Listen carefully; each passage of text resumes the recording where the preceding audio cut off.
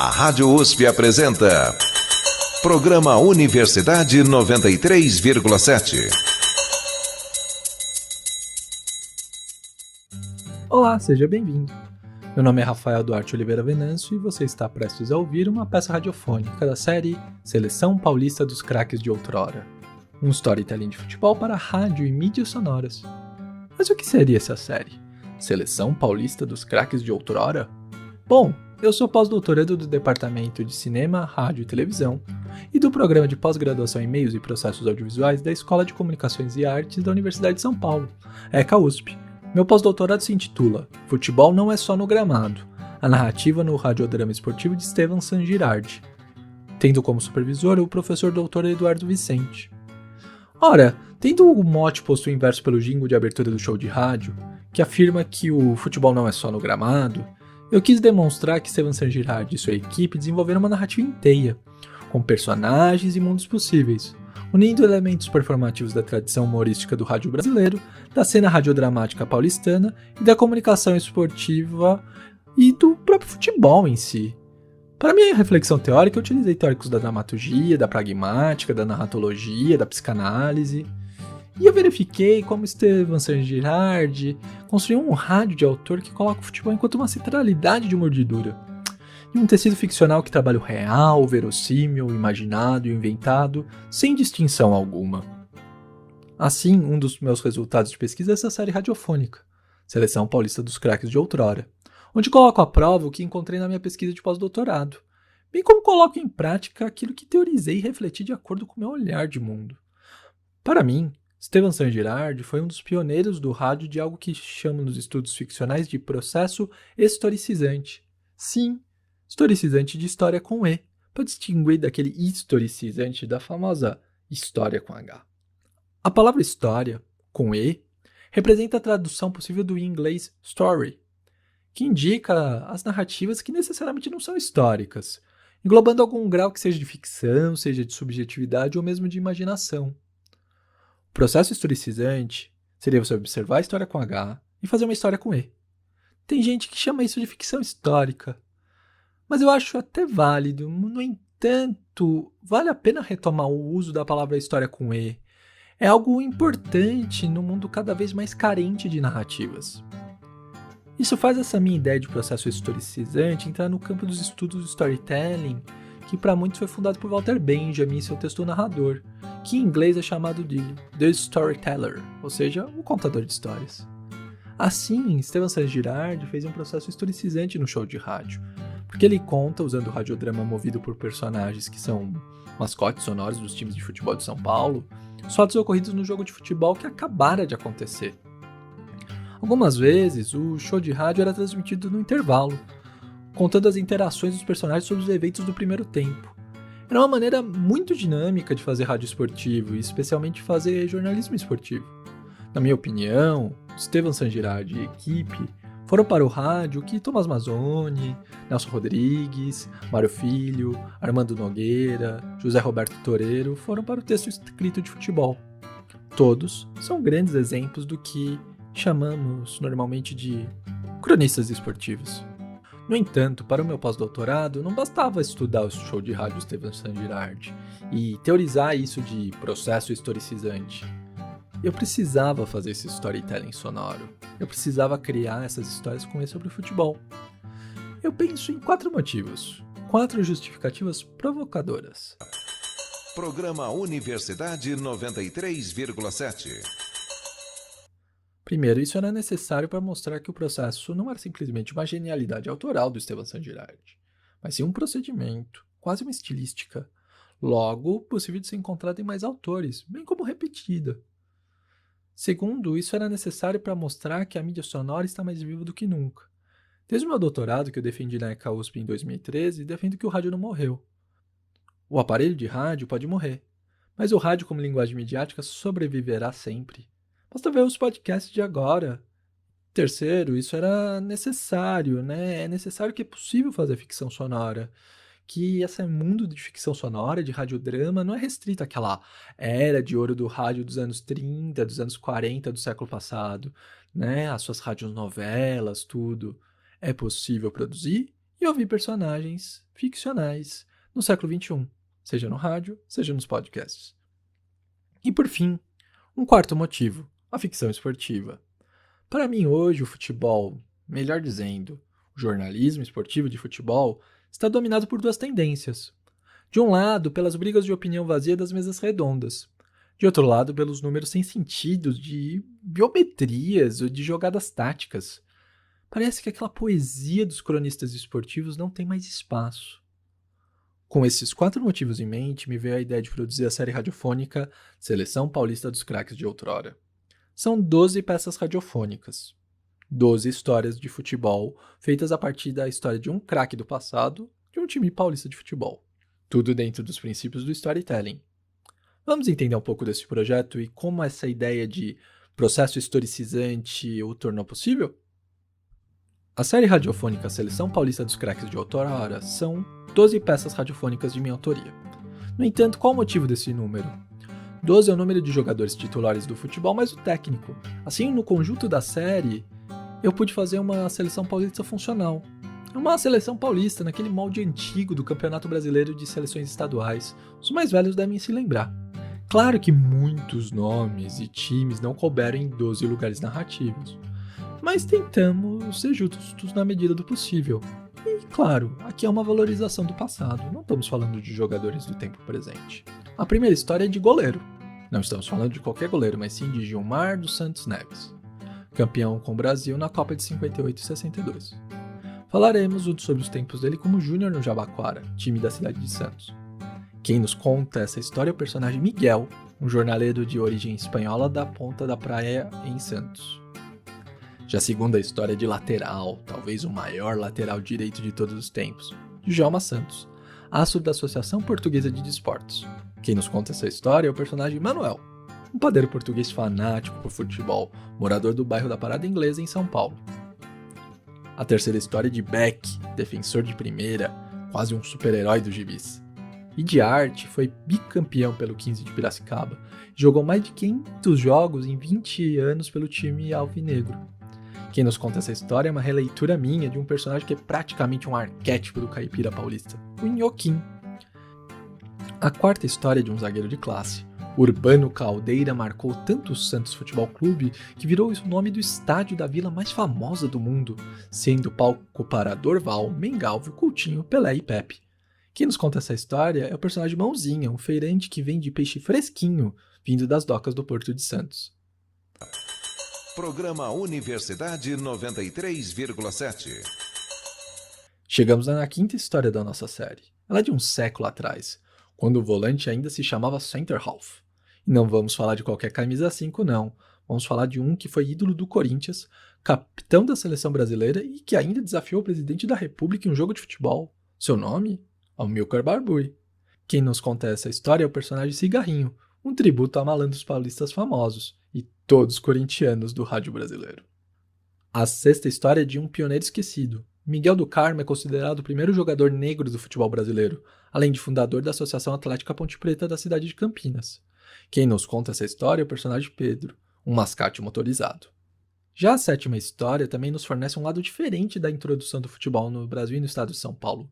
Vamos falar de Hans Noblin, um ponta que veio da Alemanha e não só fundou 2 times campeões paulistas, o Internacional de São Paulo e o Germânia, como criou o primeiro campeonato de futebol do Brasil. Quem nos conta essa história é o personagem Heinrich, um cantineiro alemão do bairro paulistano de Pinheiros. A nossa oitava história é de um craque máximo, Leônidas da Silva e sua vinda para o São Paulo Futebol Clube.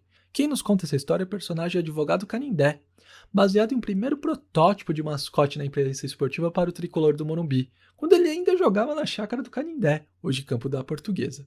Tal como não podia faltar, a nossa nona história é de um centroavante, o grande astro do futebol brasileiro.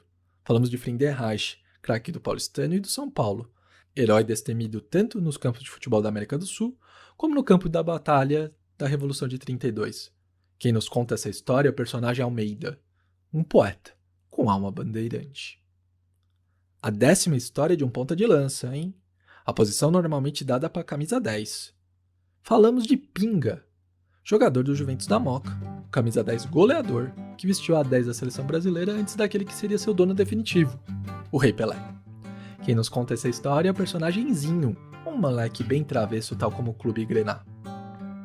Já a 11ª história era uma que não podia faltar, a história do atacante que é o pai do futebol brasileiro. Sim, ele mesmo, Charles Miller, craque do SPAC e do SPR, times da comunidade inglesa que sobrevivem até hoje no Nacional Atlético Clube. Quem conta essa história pra gente é o personagem Mr. Fowler. Por fim, a 12ª história é do técnico dessa maravilhosa seleção paulista de outrora, criada narrativamente por mim. É o técnico que elaborou o futebol bonito da Academia do Palmeiras.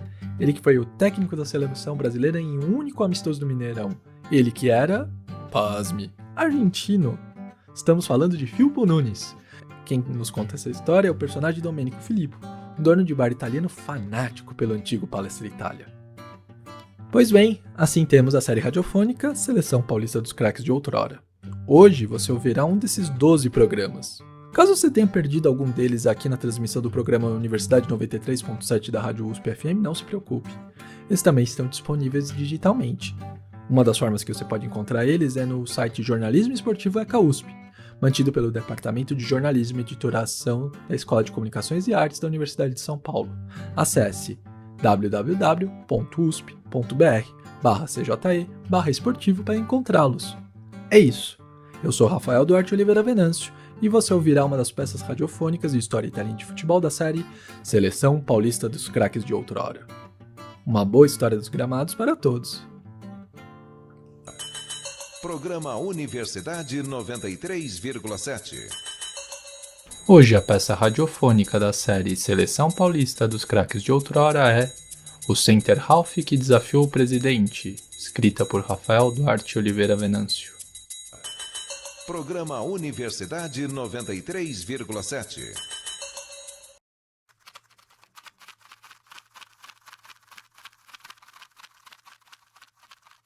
É do Brasil, o clube mais brasileiro. Vai, Corinthians!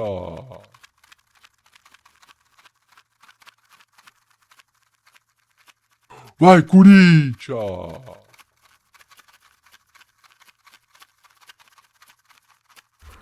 É isso mesmo, Fefeira. Salve o Corinthians, tchá, tchá, tchá, tchá. Campeão dos campeão. Eternamente dentro de nosso coração. Salve o Corinthians, de tradição e glórias mil. Tu és orgulho do esportista do Brasil. Teu passado é uma bandeira, teu presente uma lição. Tá nos primeiros do esporte bretão. Corinthians grande, é altaneiro, é do Brasil, o clube mais brasileiro. Vai, Corinthians! Como é que se fala? Sei lá. Só sei que é vai, Corinthians. Bonito demais esse hino do Corinthians. Eu e o cigarrinho, malandro, tá aquela prova, mas nem preciso, né? O hino existe aí faz tempo. Meus amigos me falaram que ele foi escrito em 1953 pelo radialista e compositor Lauro Dávila. Povo que escolheu numa promoção de rádio. Claro, é o Clube do Povo, é o Corinthians. E ficava lá cantando pelos estádios após a conquista do Paulistão de 1954. Esporte Clube Corinthians Paulista, campeão dos quartos centenários, tal como o hino fala. Salve o Corinthians, tchá, tchá, tchá, tchá. Campeão dos campeão. Eternamente dentro de nosso coração. Salve o Corinthians, de tradição e glórias mil. Tu és orgulho do esportista do Brasil. Teu passado é uma bandeira, teu presente uma lição, tá nos primeiros do esporte bretão. Corinthians grande, é altaneiro,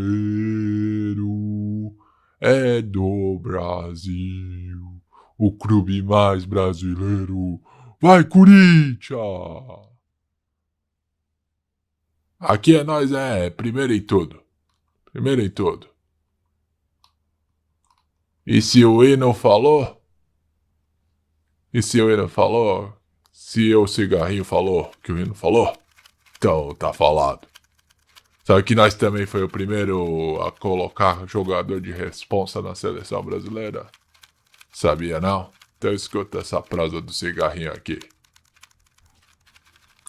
Nós vai até o começo da história do Corinthians. Uns filhos de italiano ajudou a fundar meu Curigão.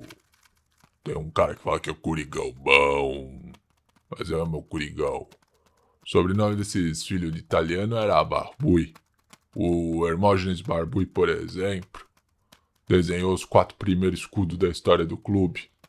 Antes do distintivo bonito que nós temos agora, as âncoras, os remos, que o artista plástico modernista, jogador do futebol do Corinthians, o seu Rebolo fez pra gente. Mas quem ficou mesmo famoso na família foi o Amilcar, não foi o Hermógenes não. Ele não começou no clube em 1910 na fundação que nem os irmãos dele. Somente em 1912 que o Amilcar Barbui trocou o Botafogo da Várzea do Bom Retiro para atuar no Corinthians. Já começou com o capitão e há quem diga que ele era tão bom quanto o Pelé. É o Rei Pelé. Apesar de começar de camisa 9 e ter ganho 2 paulistas assim em 1914 e 1916, ele resolveu virar volantão em 1917. Naquela época, volantão tinha nome chique, era inglês, era center half. Era o bom velho camisa 5.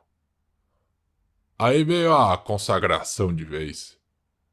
O Amilcar Barbui foi chamado para ser capitão da seleção brasileira em 1919 no Campeonato Sul-Americano, que hoje nós chama de Copa América, né? E em 1919 foi lá no Rio de Janeiro o campeonato. E nós foi campeão e nós repetiu o feito em 1922. Ele e o Neco, outro grande jogador do Corinthians, do meu Coringão. Era os astros do Brasil, já junto já com aquele tal de Friedenreich, Arthur Friedenreich, que jogou no São Paulo. Viria mais 2 paulistas pelo Corinthians pro Amilcar Barbui, um bicampeonato, 1922 e 1923, mas aí, putz, tem uma história triste. Italianão, né, o Amilcar Barbui nunca escondeu que achava legal existir um Palestra Itália. Acho que ele achava que era time pequeno, né? Ele e os irmãos até jogavam jogo sem bola pelo clube, porque o Palestra Itália era time pequeno, não era o nosso rival. No entanto, o Amilcar brigou com o Corigão. Tem até uma fofoca aí sobre o motivo. Não sou de passar fofoca, mas tem uma fofoca. Até parece que um jornalista corintiano contou isso em livro, então pode ser verdade. Cigarrinho só conta coisa de que ele confia de que leu. E se o Zé escreveu isso daí no livro, o Zé falou tá falado, e o cigarrinho confia. Parece que quando o Corinthians mudou de sede, deu pra trás na família Barbui. Os direitos de venda de bebida na sede do clube pertenciam aos pais dele lá, né, os italianão, o seu Giovanni Barbui. Quando o Coringão se muda, esse direito é passado, sabe-se lá, por outra pessoa. E o meio que ficou magoado, pra não dizer que ele ficou outra coisa com o Corinthians, né? Poderia ter ficado mesmo, mas magoado, vamos deixar que foi magoado mesmo. Depois de uma década no clube, ele até pensou em pendurar a chuteira. Mas aí a italianada Palestra Itália convidou ele para jogar por eles, né? Parece que o Amilcar esperou até a última hora, mas o Corinthians não pediu desculpa pro Barbu e aí ele foi lá e jogou no Palestra Itália. O Palestra Itália, Parmeira, que é rival da gente, mas...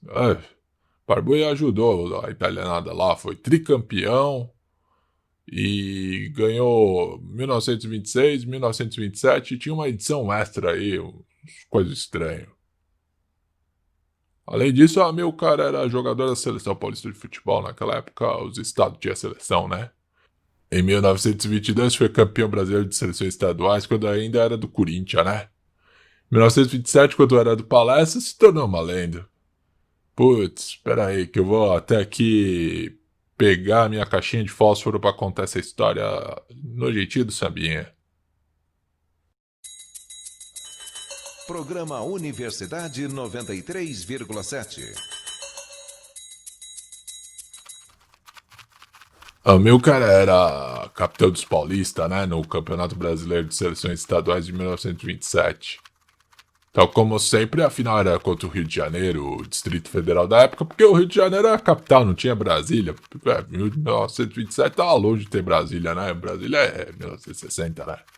Mas então, estamos lá em 1927, não tinha Maracanã, então o maior estádio do Brasil aqui que era Pacaembu? Ainda não, era São Januário.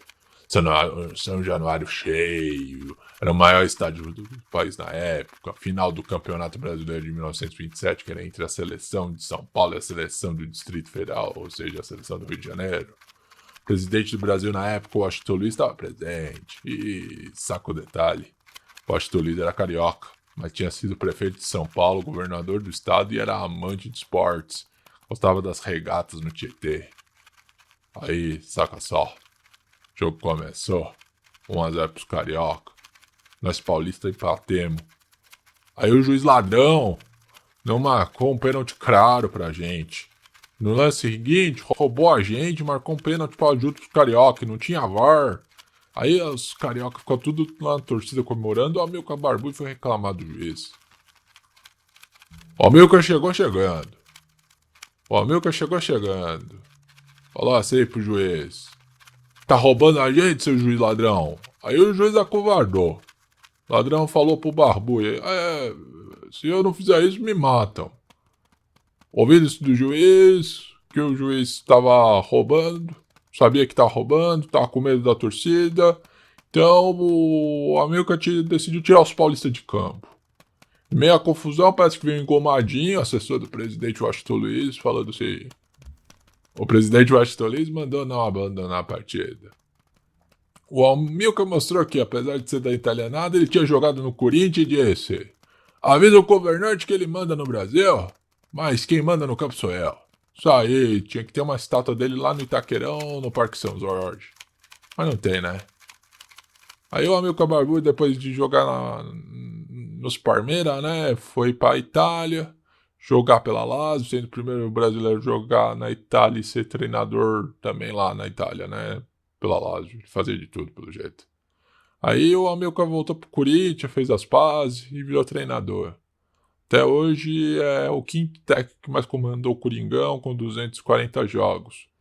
Tá atrás apenas do Brandão, do Oswaldo Brandão, do Tite, do Rato e do Mano Menezes. Parece que ele dirigiu o São Paulo também em 19 jogos em 1939, com 12 vitórias e 7 derrotas, mas ninguém pode ser perfeito, né? No entanto, parece que as fases não foram muito bem feitas entre os Barbu e o Corinthians, porque ainda não tem estátua do Corinthians. Tem do Parça do Neco, mas não tem do Barbui. E pior, a família Barbui falou esses dias na imprensa, eu li lá no site, que a mágoa persistiu até o fim do Amilcar. Ele foi enterrado em 1965 com a bandeira do Palmeiras, que mandou representantes ao enterro, já o Corinthians não. Bom, pra consertar esse erro, só tem uma coisa que o cigarrinho aqui pode fazer. É cantar o hino em homenagem ao Amilcar Barbudo. Salve, seu Amilcar Barbudo, esse é pra você. Programa Universidade 93,7. É isso mesmo, Fefeira. Salve o Corinthians, tchá, tchá, tchá, tchá. Campeão dos campeão. Eternamente dentro de nosso coração. Salve o Corinthians, de tradição e glórias mil. Tu és orgulho do esportista do Brasil. Teu passado é uma bandeira, teu presente uma lição. Tá nos primeiros do esporte bretão. Corinthians grande, é altaneiro, é do Brasil, o clube mais brasileiro.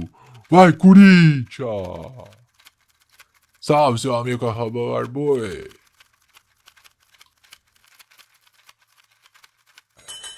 Programa Universidade 93,7. Hoje a peça radiofônica da série Seleção Paulista dos Craques de Outrora é O Center Ralph que Desafiou o Presidente, escrita por Rafael Duarte Oliveira Venâncio. O personagem Cigarrinho também foi interpretado por Rafael Duarte Oliveira Venâncio. De fundo, os sons foram produzidos, editados e com design de som concebido por Rafael Duarte Oliveira Venâncio. Programa Universidade 93,7. Esta foi mais uma peça radiofônica da série Seleção Paulista dos Craques de Outrora, um storytelling de futebol para rádio e mídias sonoras produzido pelo professor Dr. Rafael Duarte Oliveira Venâncio, pós-doutorando do Departamento de Cinema, Rádio e Televisão e do Programa de Pós-Graduação em Meios e Processos Audiovisuais da Escola de Comunicações e Artes da Universidade de São Paulo, a ECA USP. Esta peça radiofônica foi veiculada em 2020 no programa Universidade 93.7 da Rádio USP FM e está disponível digitalmente, entre outros lugares, no site Jornalismo Esportivo ECA USP, mantido pelo Departamento de Jornalismo e Editoração da Escola de Comunicações e Artes da Universidade de São Paulo. Acesse www.usp.br/cje/esportivo. No fundo da abertura e do encerramento deste programa, você pode ouvir Rosenbaum Chords Bossa, do usuário Full Metal Jedi, trilha disponível em Creative Commons no site freesound.org. Roteiro, design sonoro, locução e edição de Rafael Duarte Oliveira Venâncio. Supervisão do pós-doutorado, professor Dr. Eduardo Vicente. Coordenação do programa Universidade 93.7 e do site Jornalismo Esportivo ECA USP, professor doutor Luciano Vitor Barros Maluli. Gravações feitas em casa por Rafael Duarte Oliveira Venâncio durante a quarentena e o distanciamento social em São Paulo, SP, na pandemia da Covid-19, no início de junho de 2020. Uma produção conjunta dos grupos de pesquisa Mídia Som, Grupo de Estudos e Produção em Mídia Sonora e Altajor, Jornalismo Popular e Alternativo, ambos da ECA USP. Muito obrigado pela sua audiência. Eu sou Rafael Duarte Oliveira Venâncio e você ouviu o Storytelling de Futebol, Seleção Paulista dos Craques de Outrora. Até breve. Tchau. A Rádio USP apresentou Programa Universidade 93,7.